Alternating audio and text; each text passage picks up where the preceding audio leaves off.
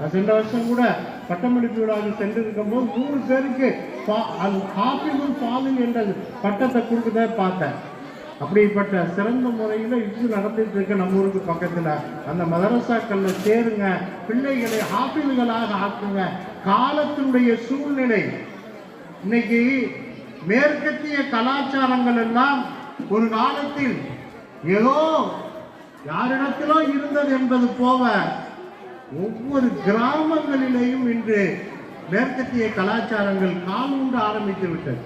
அதனை அல்லாஹ் காப்பாற்ற வேண்டும். இஸ்லாமிய ஊர்கள் இப்பொழுது குறிவைத்து தாக்கப்படுது.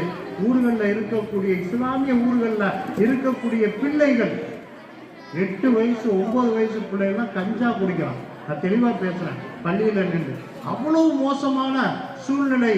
அதாவது என்ன அப்படின்னா இன்னைக்கு எந்த அளவுக்கு தந்திரங்கள் கையாளப்படுதுன்னா